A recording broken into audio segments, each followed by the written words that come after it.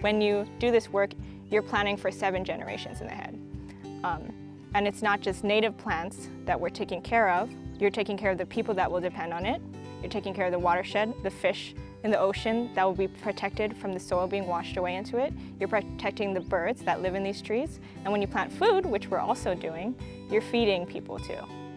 Mālama Learning Center has a long history that starts with just a concept. I was actually working for the Nature Conservancy at the time, and I met up with the principal of Kapolei High School at the time. His name is Al Nagasako, and he was starting a brand new high school, the newest high school on Oʻahu in Kapolei, you know, the new city. So we were just talking story. I was trying to get like a high school class to come to the forest in Honouliuli. And he's like, I love the concept, but I want every child to go in the school. They have like 2,000 students, you know, so I was like, okay, I was thinking 25 students. So that started a conversation about place-based learning, project-based learning, how he wanted every child in the school to have access to real places and real people. And he had the concept of people coming to the high school, actually, you know, a place, a gathering place, bringing the forest to the city, in a sense, because not everyone can go hiking and go into the mountains. So that was kind of the start of the concept for Mālama Learning Center. And you know, we started talking about it, and eventually we turned it into a nonprofit. So when we started, we worked with Kapolei High School, which was the brand new school on this, the west side of the island. And the principal was really adamant about us working with not just the high school students there, but the whole Waianae coast, the leeward coast. Because there's just, you know, a lot of need, a lot of opportunity, and, you know, just beautiful people to work with. So that's, we've kept in our mission, kept in our programs that this is where we serve. And we work with a lot of schools, but if we can give them more information about the places where we live and the places where the students live, and help them learn about their history, the culture, the plants and animals, just really learn to love the place, then these places will be taken care of, and the community will be taken care of as well. So we try to think holistically, not just we're learning about this plant because it's a cool plant, but how does this relate to your culture? How does this relate to the history of Hawaii? How does it relate to the environment, to climate change? I mean, there's so many things that we can talk about, but more importantly, what can we do in the future? I was actually born and raised in Makakilo, so this is kind of my backyard. So not knowing about what is up Mauka, not knowing that, oh, actually what's behind me is mostly eucalyptus and non-native trees. And then to actually be able to have an experience or a chance to work here up Mauka in my backyard to learn, like, a lot of these things don't belong here, so let's work to put what belongs here back in the ground. So starting to do that, and then starting to see how these native plants are coming up and flourishing into this native forest, reforesting this place the way it should be, and seeing the animals and the insects come back, that is a joy to see the place that you grew up like becoming beautiful again and serving its purpose. We get all of our native plants, starting from seed or from cutting, from the areas we work in, from mostly the Waianae mountain range, and we try to keep it that way because we want to keep the genetic diversity in this area. But we'll go on our own hikes to go pick these seeds or take some cuttings. All of the plants we grow in this nursery are typically custom to this area. So we grow everything from trees to ground covers and even shrubs in between, because it's important to have all those layers of the forest. So we have some native trees like ohia, lama, and lonomea. We have some shrubs like a'ali'i and a'aweaweo. And we have some ground covers like ilima, ilia'e, and carex.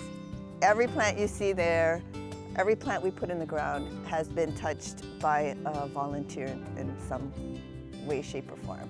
You know, it's like whether it's collecting the seeds, germinating them, propagating them, putting them in bigger pots, getting them in the ground, taking care of them. And that's what we're about. It's not oh, just come on a field trip and here are the plants and let's go plant them. It's that whole cycle, because that's what it's going to take to take care of Hawaii. It's not just a one-day thing. It's the whole life cycle. These plants are important because they're nowhere else in the world, and they're beautiful. But if we let them be lost, and if we let them be forgotten for what they were used for, then that's just sad for everyone, because we lose this meaning. And it's also important for a lot of people who use these plants culturally.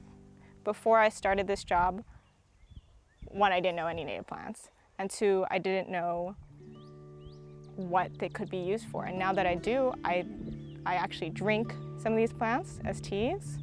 I use them in my lei. And yeah, it just brings much more meaning to living every day when you can see something that you recognize and see something that you value, and you can take care of that.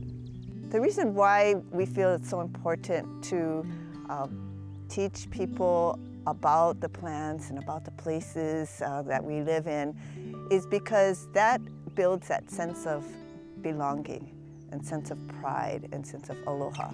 You know, I grew up here, I'm born and raised in Hawaii, but when I was going to school, you know, I didn't learn anything about Hawaii's environment.